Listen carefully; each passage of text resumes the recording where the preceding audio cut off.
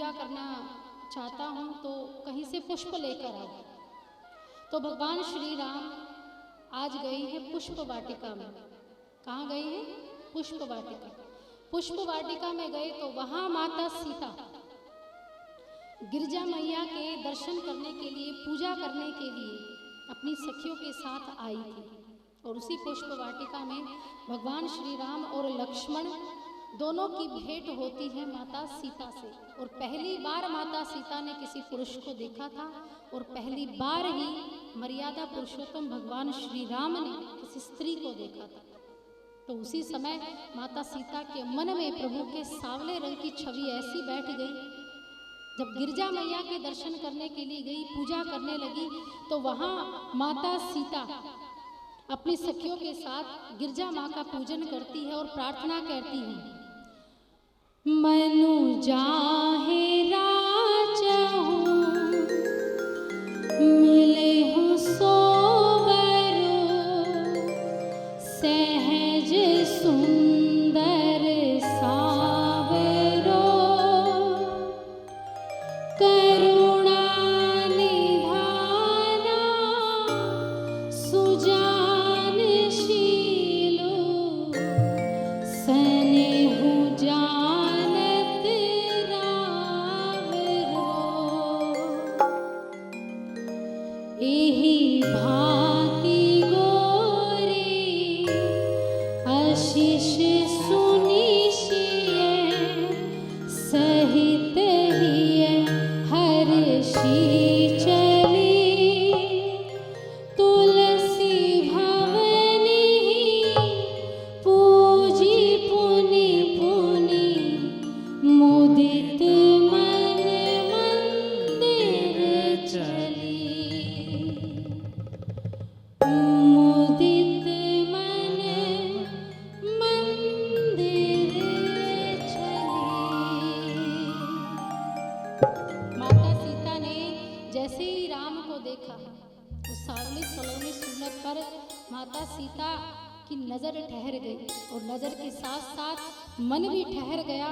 और माँ गिरजा से प्रार्थना करने लगी कि हे माँ गिरजा, पति स्वरूप में मुझे राम ही मिले। माता गिरजा को ये कहकर माला पहनाई तो माता गिरजा ने वही माला माता सीता के गले में डाल दी। गिरजा मैया ने कहा, पुत्री, जो तुम्हारा वर है तुम्हें वही वर मिलेगा, लेकिन मैं तुमसे पूछना चाहती हूँ, मनु जाहि राचहि मिली सोबरु सहज सुंदर सावरु। यहाँ एक नहीं दो दो सुंदर वर हैं, राम और लक्ष्मण।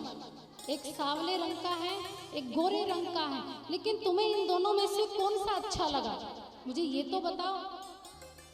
तब माता सीता कहती है, जो सांवले रंग के हैं मुझे वो पसंद है, आप उनसे मेरा विवाह करवा दीजिए। तो माँ गिरजा ने कहा, मेरा आशीर्वाद है, तुम्हारा विवाह राम से ही होगा। तो अब पुष्प लेकर विश्वामित्र जी के पास गए। विश्वामित्र ने पूजा की।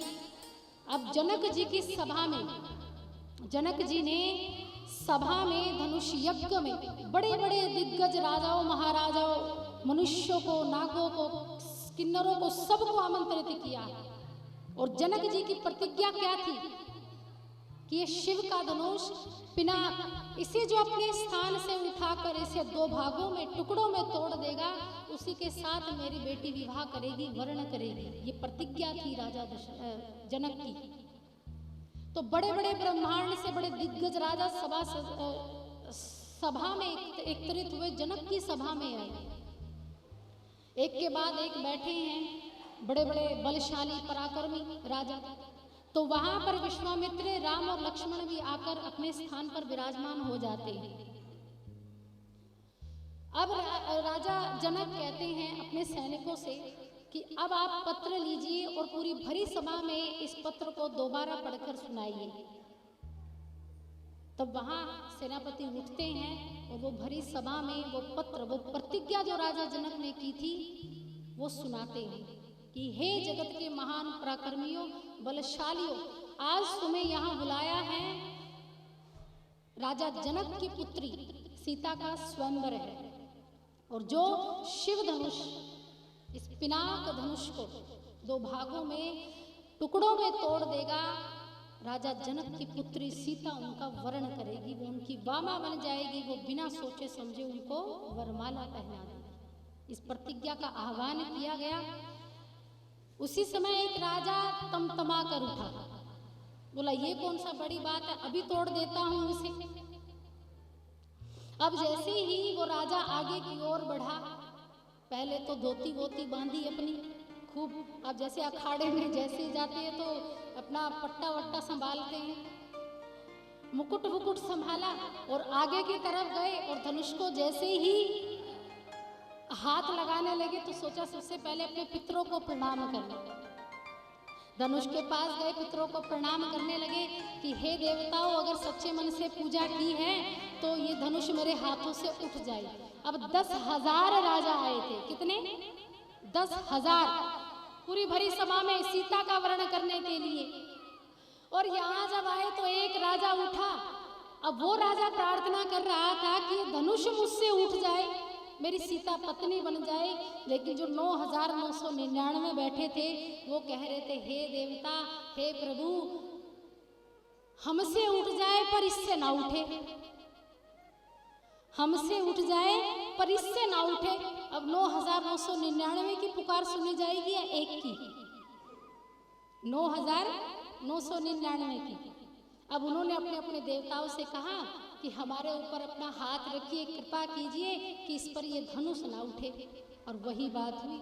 अब जैसे ही उठाने लगा, खूब उठाया, खूब हिलाया ढुलाया, जितना बल उसके अंदर था पूरा बल धनुष पर। आज ये जो बुझाई थी, जब बल किसी चीज पर लगाया जाता है, पराक्रम किसी वस्तु पर दिया जाता है, तो शरीर के अंगों पर नसें दिखने लगती है। तो वैसे ही आज उस राजा ने संपूर्ण बल आज उस धनुष को उठाने के लिए लगा दिया, लेकिन उठना तो दूर, धनुष हिला भी नहीं। अब बेचारे पसीने से लथपथ वापिस गए। अब आया दूसरा। अब दूसरे ने सोचा कि हम धनुष को उठाएंगे। पहले ने कहा जा जा, मैं नहीं उठा पाया तो तू कहां से उठाएगा, तेरी भी यही हालत होगी जो मेरी हुई है। अब दूसरा गया तो दूसरा भी खूब तैयारियां करके आया, धनुष उठाने की कोशिश की, लेकिन धनुष किसी से नहीं उठा, तिल मात्र भी नहीं सरका।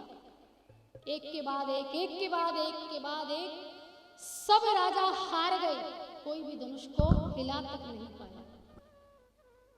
कुछ राजा बैठे थे, कुछ संतों ने भाव दिया है उस सभा में कि एक राजा दूसरे से पूछ रहा है क्या तू वीर नहीं है? बोले नहीं, वीर हूं, परम वीर हूं। कुछ ने हिस्सा लिया, कुछ ने हिस्सा नहीं लिया था उस सभा में ही। कुछ ने हिस्सा लिया, कुछ ने नहीं लिया। कुछ दूसरी योनि, जैसे कि राक्षस दैत्य योनि के भी आए थे, मनुष्य का रूप धारण करके, वो भी सीता का वर्ण करने आए थे। कोशिश उन्होंने भी की, पूरा बल पराक्रम दिखाया, लेकिन नहीं हिला पाया। अब राजाओं ने निर्णय किया कि चलो एक दो नहीं उठा सकते, पूरे 10 के 10,000 लग जाएंगे तब तो उठा पाएंगे। अब पूरे लगे 10 के 10,000। अब जितने 10,000 राजा थे, उतना शिव के पिनाक धनुष ने उतना ही अपना आकार बढ़ा दिया। अब सोचने वाली बात यह कि 10,000 जब कहीं ना कहीं से तो पकड़ेंगे, तो धनुष भी तो उतना ही बड़ा होना चाहिए। तो धनुष का आकार भी उतना ही बड़ा हो गया कि 10,000 राजा अपने हाथों से उस धनुष को पकड़ सके। सबने पकड़ा, खूब जोर लगाया, खूब जोर लगाया, लेकिन टस से मस नहीं। अब यहां जब कोई भी धनुष को नहीं उठा पाया तो राजा जनक को क्रोध आया कि इस भरी सभा में क्या कोई भी ऐसा वीर नहीं है जो इस धनुष के भाग कर सके, इसको खंड खंड कर सके? क्या इस पूरे ब्रह्मांड में ऐसा कोई वीर नहीं है? और अगर कोई वीर नहीं है तो जाओ अपनी पत्नियों के पल्लू में जाकर छुप जाओ, अपनी दासियों के साथ व्यवहार करो।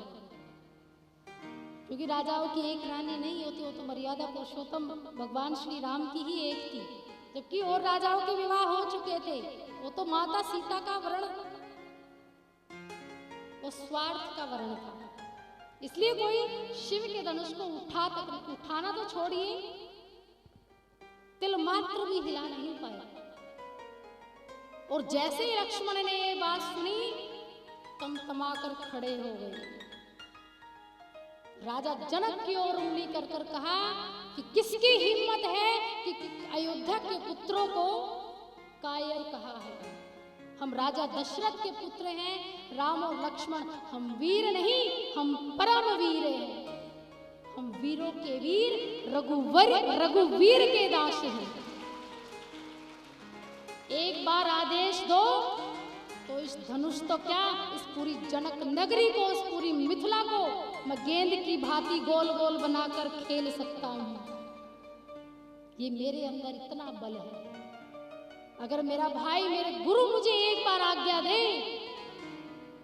तो इस धनुष के दो तो क्या, लाखों खंड खंड ना कर दूं तो मेरा नाम लक्ष्मण नहीं।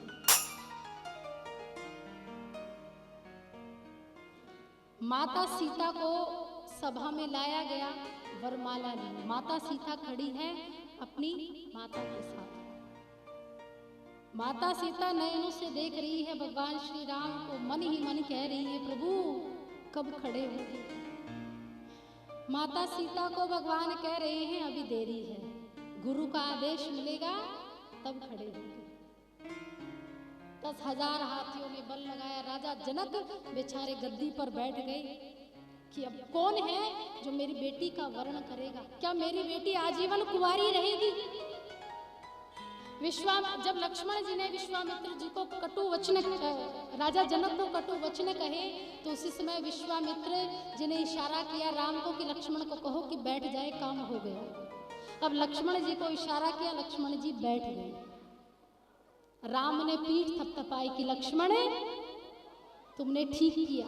विश्वामित्र ने कहा ये राजा जनक बड़ा चतुर बनता था, लेकिन ये नहीं जानता कि राजा दशरथ के पुत्र उस रघुकुल की रीत के जो 2 अनुज तुम्हारे यहाँ पधारे हैं, 2 कुंवर पधारे हैं, ये कोई साधारण कुंवर नहीं है, साक्षात नारायण है। और इस प्रतिज्ञा में उस पिनाक धनुष को ये वरदान था कि इसे केवल नारायण ही तोड़ सकते हैं, इसके अलावा कोई नहीं तोड़ सकता। अब विश्वामित्र ने भगवान श्री राम से कहा कि राम अब तुम्हारी बारी है। अब भगवान श्री राम खड़े हुए धनुष तोड़ने के लिए। अब यहाँ एक संबंध प्रकट होता है माँ का और बेटी का। अब तक जो 10,000 ऋषि इकट्ठे हुए, 10,000 राजा जो इकट्ठे हुए थे धनुष को उठाने के लिए, उस समय उस धनुष को पकड़ा था धरती मैया ने। किसने पकड़ा था? धरती मैया ने। और धरती कौन है? माँ सीता की माता। धरती मैया को शेषनाग कौन है? लक्ष्मण जी। जब लक्ष्मण जी ने ये कटु वचन जनक जी को कहा, तब माता धरती ने कहा कि प्रभु ये बताइए कि 10,000 जब ये राजा आए तब मैंने धनुष को पकड़ कर रखा, मैंने किसी के हाथ जाने नहीं दिया, लेकिन मुझे पता कब लगेगा जब भगवान श्री राम आएंगे, वो धनुष को तोड़ेंगे, और कब मुझे छोड़ना है। स्वयं धरती चाहती थी, माता सीता चाहती थी कि राम का विवाह सीता से हो, सीता का विवाह किससे हो? राम जी से हो। तो लक्ष्मण की और धरती की ये प्लानिंग थी। जब 10,000 राजा उठाने के लिए आए, तब धरती ने कसकर पकड़ लिया उस धनुष को, और साक्षात महादेव जी का आशीर्वाद है उसमें। और जहां नारायण साक्षात जब सभा में विराजमान हो तो किसी का सवाल ही उत्पन्न नहीं होता। तो धरती मैया ने कहा कि मुझे पता कैसे लगेगा कि अब राम धनुष तोड़ने वाले हैं। तब लक्ष्मण ने कहा माता, जब राम जी आएंगे तो मैं अपने पैर के अंगूठे से तुम्हारे ऊपर दबाव डालूंगा, तब तुम समझ जाना कि अब राम पधारने वाले हैं। और जैसे ही भगवान श्री राम उठे, धनुष उठाया, तो उसी समय लक्ष्मण जी ने क्या किया, अपने पैर का अंगूठे का दबाव डाल दिया। उसी समय माता धरती ने जो हाथ में धनुष था वो राम जी के हाथों में दे दिया। भगवान श्री राम ने उठाया नहीं था धनुष, किसी वस्तु को उठाना पड़ता है, लेकिन यहाँ तो धरती मैया ने स्वयं दिया है धनुष। किसको? नारायण को। तुलसीदास जी कहते हैं कि आज अब तक जो धनुष था वो धरती की गोद में था।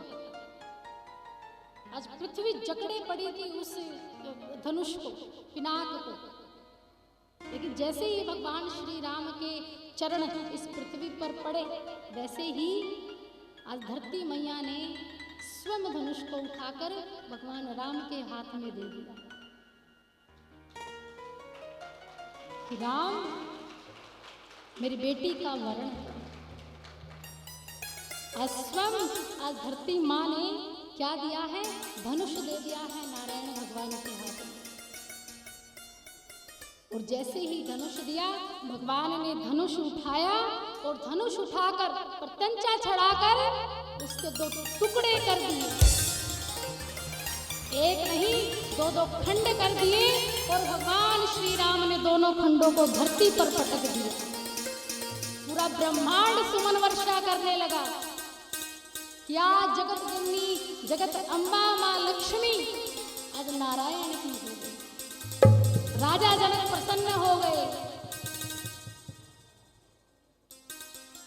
और बड़ा सुंदर आज सभा में जितने भी नर नारियां थी, अवध मिथिला की जो स्त्रियां थी, जो पुरुष थे, जो दर्शन करने आए थे, जो मन ही मन ये कह रही थी